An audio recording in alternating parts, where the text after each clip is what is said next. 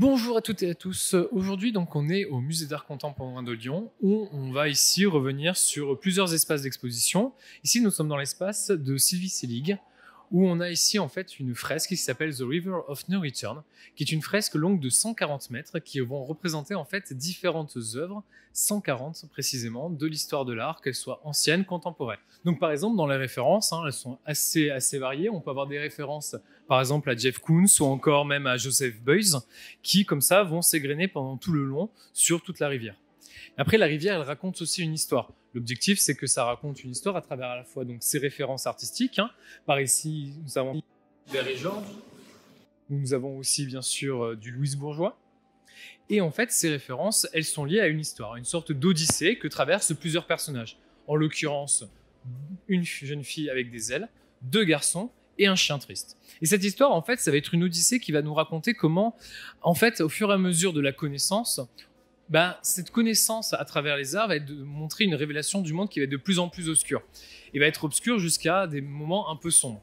Par exemple, ici, nous arrivons sur une partie où nous avons en fait la présentation littérale de ce qui va être en fait l'enfer, quelque part. Une prison infernale qui fait référence à toutes ces prisons et ces murs qui ont été réalisés à travers l'histoire.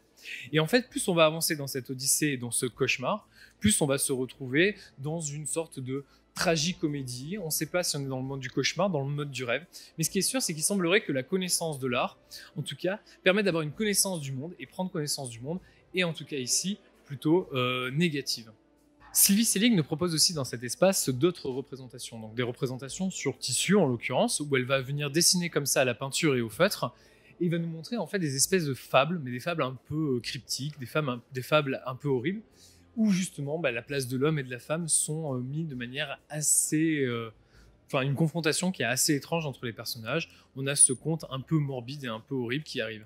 Et ça fait relation aussi à d'autres œuvres qu'on va voir ici, qui vont être aussi des sculptures qu'elle appelle sa petite famille, sa famille bizarre. Ici, nous la représente donc justement de sa Weird Family, où elle présente comme ça des personnages un peu étranges, qui sont pour elle en fait justement des personnages qui sont avant tout en fait des hybridations, des sortes de totems pour elle, qui d'ailleurs se retrouvent à travers justement les photographies qu'elle s'est inspirées de Lucy Bellcraster au sein même de sa rivière. Et en fait ici, tout l'espace du musée communique pour nous créer un peu ce mythe, ce conte qui est personnel à Sylvie Selig. Bonjour, on se retrouve ici au musée d'art contemporain où on va voir l'exposition Désordre, issue de la collection, d'un extrait de collection de Antoine de Galbert. Donc une collection un peu particulière ici puisqu'on peut voir différentes œuvres qui vont comme ça égrener différents médiums, notamment dans un principe qui ressemble à celui en fait du cabinet de curiosité avec différents espaces qui vont représenter différentes thématiques. Ici, on a par exemple l'œuvre d'Olivier Blancard qui réalise en fait donc des portraits photographiques. En fait, ce sont des autoportraits car il s'agit en fait de lui sur absolument toutes les photos où il va se grimer, se maquiller, se costumer en différents personnages réels qu'il va essayer de remettre en scène. Donc en fait, il réalise les portraits de ces personnages célèbres tout en réalisant des autoportraits. Ici, on est face à une œuvre de Stéphane Pancréart où en fait ici par exemple il réalise une première série de 3 œuvres qui représentent en fait la guerre en Ukraine. Donc à travers ces maquettes, il va en fait représenter à la fois la violence, la politique et essayer de représenter aussi de manière architecturale ces espaces. D'un autre côté, ici dans des petits dioramas, dans des petites constructions faites avec des matériaux de récupération, il va ici nous représenter en réalité différentes scènes tragiques de la vie contemporaine. Donc on peut avoir des choses comme par exemple évidemment le World Trade Center, mais on a aussi par exemple l'attentat de Nice ou encore le meurtre de Samuel Paty. Ici on a une œuvre de Gilles Barbier qui s'appelle Le Monde Trou du Cul, qui représente en fait clairement ce que c'est-à-dire un trou du cul, avec autour donc différentes constructions qui sont en fait un amoncellement à la fois de déchets qui vont ici commencer à construire en fait une habitation, un bidonville, autour de ce trou du cul. Un peu une sorte de métaphore des fois du monde, du centre du monde, du un peu n'importe où et en même temps du partout. C'est-à-dire au final les sociétés qui se construisent avec les déchets et qui reproduisent des déchets comme un cycle et en fait comme un anneau. Ici on est face à une œuvre de Ingrid Berger. Alors Ingrid Berger, ce qu'elle fait, c'est ici une procession un peu comme un défilé, comme une manifestation, mais aussi comme une procession religieuse. En fait chaque figurine, chaque pièce est comme un totem, comme un fétiche. Et en fait, ces fétiches ici, ils sont remis en corrélation avec des objets plus de la pop culture, que ce soit les Gremlins, Jar Jar Binks, des robots, mais aussi avec justement ces objets qu'on retrouve chez soi, des vieux objets qui ont une tradition, qui ont justement ce côté fétiche, mais aussi des objets qui sont plus ritualisés, qui sont proches de la religion. Et elle est mise ici en scène dans un contexte social qui est le défilement, mais aussi la manifestation. Ici, par exemple, nous avons une œuvre de Stéphane Tidé. Donc Stéphane Tidé, ici, nous propose un espace, en fait, avec ces vitres qui sont brisées, un espace de séparation au sein du musée. Et pourtant, ces vitres, elles sont brisées. Elles sont éclatées. On sent la violence du geste de l'artiste qui est produit sur l'œuvre et qui donne ce résultat, mais aussi l'objet qui perd totalement sa fonction. Elle n'est plus une séparation, elle garde cette séparation, mais ne protège plus du froid, de l'extérieur, on est au sein de l'espace muséal. Et en même temps, cette destruction va créer aussi un jeu de lumière, à la fois sur les parois et sur le sol, avec les reflets, etc.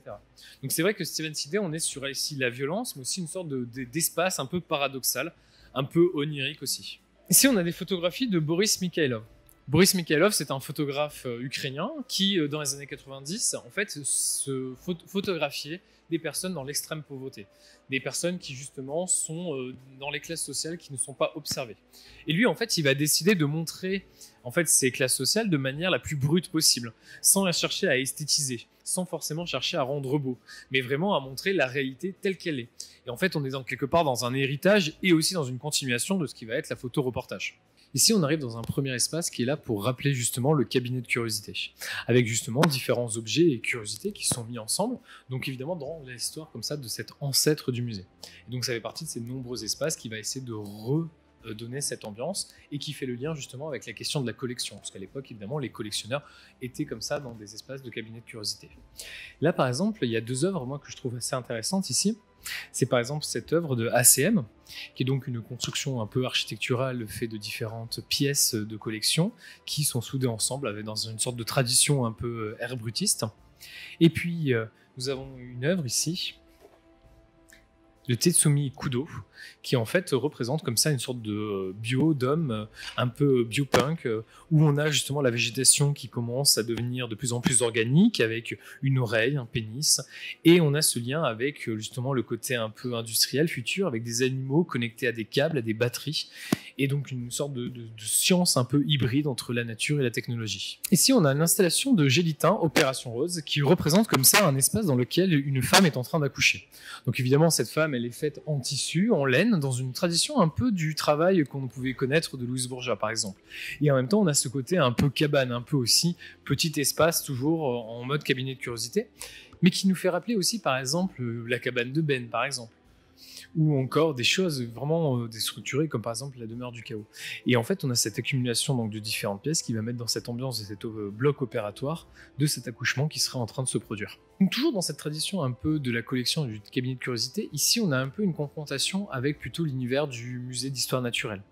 Donc on a d'un côté en fait différentes œuvres qui vont parler en fait de la condition animale et de cette hybridation avec peut-être des éléments justement humains, que ce soit le pétrole, la pollution, la blessure ou encore l'hybridation. Cette hybridation qu'elle soit en rapport avec l'humain ou entre les animaux. Comme par exemple ici le travail de Thomas Greenfield qui s'amuse à assembler différents animaux empaillés. Enfin, nous avons de l'autre côté ici une partie qui va être plutôt concernée la partie un peu humaine, avec des hybrides un peu animaux, mécaniques, et presque cybernétiques, avec des amas de chair qui s'assemblent à des morceaux de corps ou encore de câbles. Ici, ce qui est intéressant, c'est ici le travail d'Agatha Snow. Ici, Agatha Snow, en fait, nous réalise ici une grande teinture, une grande toile, qui représente The Gathering, donc une sorte de représentation un peu apocalyptique, comme cercle de l'enfer, liée à une sorte de technologie dans laquelle les corps vont traverser comme ça cette espèce d'arc-en-ciel métaphysique et va faire un amoncellement de corps. Et là où le musée a été pertinent, c'est dans la capacité à justement jouer de l'espace. Et donc ici, de mettre face à une œuvre qui justement rappelle cet amoncellement du corps au milieu de l'espace. Ici, on est face à une œuvre de Marcel Zama, qui va justement nous représenter la musique, mais la musique à travers justement un héritage du cinéma du début du XXe siècle, avec justement des images en noir et blanc, sans son, et justement cette musique qui viendrait d'un piano. Alors le piano, il est présent dans l'espace physiquement, et en même temps, on a aussi les sièges du cinéma qui sont là. Et donc tout ça participe à nous mettre dans l'ambiance de cette œuvre. Une œuvre qui justement va s'hybrider aussi avec le dessin, avec la performance, au sein même de la représentation visuelle. Et donc c'est vrai que là, on a en fait une œuvre qui va principalement nous parler d'onirisme. Ici, on est face à une œuvre de Ken Mankan, qui en fait représente une installation d'un vieux salon, justement, du 19e siècle. Et ce vieux salon, en fait, il a un côté étrange, avec une présence un peu de l'animal au sein de l'œuvre, une accumulation d'objets comme ça de désespoir, qui en fait nous met face à un personnage de dos. Et lorsque justement on circule au sein de cette œuvre, on va découvrir en fait une facette autre de ce personnage. Un personnage qui est en fait mêlé à la fois d'hybridation animale, mais aussi du rituel ancien qui est en train d'observer, et on voit ce désespoir et on découvre en fait que le personnage est en train de pleurer, en fait est dans une mélancolie et une vraie tristesse. Et donc c'est une œuvre qui fonctionne aussi sur le déplacement autour de celle-ci pour créer en fait sa narration. Ici on est face à une œuvre de Mari Katamaya qui en fait représente tout un amoncellement de ce qu'elle considère être anti-féministe. C'est-à-dire qu'elle ne veut pas l'image de la femme parfaite, mais au contraire, elle va le déstructurer, donc par l'accumulation de choses qu'elle aime. Et elle le met en scène, justement, avec une esthétique autre. L'artiste, d'ailleurs, dans laquelle on a amputé les jambes, justement, se met en scène avec comme ça ses morceaux de prothèse, ses bras, ses jambes, une décomposition. Et ainsi, on a totalement le corps qui est représenté à travers justement les différentes prothèses qui composeraient normalement ses jambes. Ici, Julia Perron, en fait, nous montre une sorte de contre-standardisation de ce qu'est la blonde et de pourquoi les femmes, justement, ne devraient pas devoir suivre justement cette standardisation. Ici, de la blonde et pas n'importe quelle blonde, la blonde, donc Marilyn Monroe, où en fait, ces différents protagonistes vont essayer de se maquiller, mais de manière en fait désordonnée, sans aucune connaissance de justement comment devenir cette blonde. Et justement, se moquer de la figure de la blonde au sein de cette vidéo. Et donc ainsi se finit en fait l'exposition ici Désordre au MAC, donc où on a en fait directement, quand on rentre, vous voyez même directement Notre-Dame en train de brûler. Et évidemment, je pense qu'il est temps de conclure. Et pour conclure, il me semble bien de finir sur cette idée de l'œuvre de Thibaut Scamessade et Guy Lally, c'est-à-dire que ici, quelque part, est-ce que Antoine de Galbert ne dirait pas qu'il est lui-même Bonjour, on est une nouvelle fois au Musée d'Art Contemporain où on vient ici voir l'exposition L'éloge des meilleurs ennemis. Et dans cet espace, en fait, c'est un mélange entre des œuvres issues de la collection permanente du MAC et des œuvres issues du British Council qui sont mis en relation.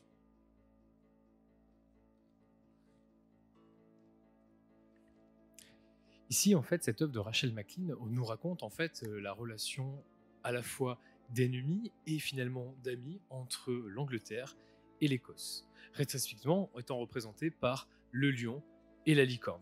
Et en fait, c'est cette amitié justement entre les deux pays qui finalement vont devenir membres du Royaume-Uni qui nous est contée ici à travers une fable et une anthropomorphisation des personnages.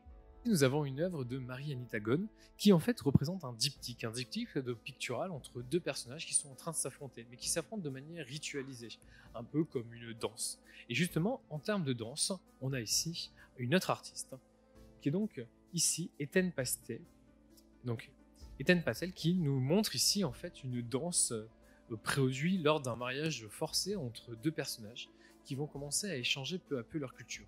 Et leur deux cultures en fait va se mêler par cette chorégraphie et de plus en plus leur amour va être lié grâce justement à cette communion. Et ici donc ce travail vidéo est là pour nous montrer justement une amour de différentes cultures. Ici, Paula Rego nous représente en fait cette relation entre ce personnage, à la fois enfant, à la fois adulte, et ce chien. Mais c'est pas une relation forcément qui est amicale, qui est de l'ordre du jeu, puisqu'ici en fait l'animal, le chien, est contraint en fait à ce jeu. Et donc en fait il y a une maltraitance ici qui est représentée au sein de cette peinture. Ici, l'œuvre de Fabien Vascharé nous montre en fait une narration dans un type un peu moyenâgeux, avec ses enluminures, cette calligraphie, et raconte de manière onirique, de la façon d'un conte, en fait, la violence qu'il subit avec sa maladie et comment lutter contre. Nous avons le travail ici de Géraldine Koziak, qui est donc en fait une enseignante aux Beaux-Arts de Lyon, qui représente ici des portraits d'artistes femmes. Donc, et pour les représenter, elle va les représenter par rapport à des choses qui sont reconnaissables d'eux.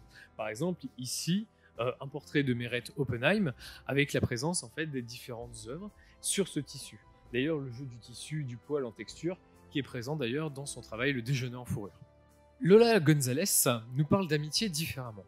Elle nous parle en fait d'une amitié qui n'a pas besoin de mots pour s'exprimer, puisque les personnages arrivent à communiquer seulement avec des sons, des petits sons comme ça, des petits claquements. Évidemment, ici, le sous-titre est là pour nous dire en fait cette conversation qui se passe entre eux, mais eux ils la comprennent, parce que justement il y a une complicité, un peu comme des frères ou des sœurs qui inventeraient un langage que eux seuls comprendraient. Ici, c'est à travers cette amitié que le langage il est compris. Teresa Buskova, ici, à travers son œuvre vidéo, en fait, nous montre une procession d'un au revoir à l'église.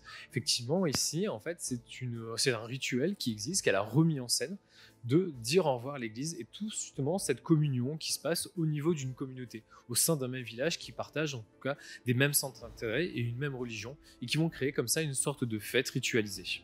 Gordon Matter-Clark, lui, nous présente en fait ici le mur de Berlin comme support de l'œuvre. Donc c'est-à-dire un mur qui crée la séparation, qui crée une distanciation entre les peuples, comme lien en fait de communication et de communion à travers justement l'affichage, la peinture et comme vraiment modèle d'expression. Un peu comme on le verra et comme on l'a vu déjà avec des artistes plus tard comme Banksy et le mur des séparations.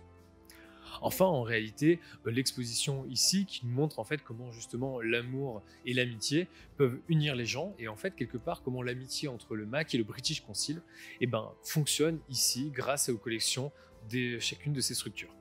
Merci à vous.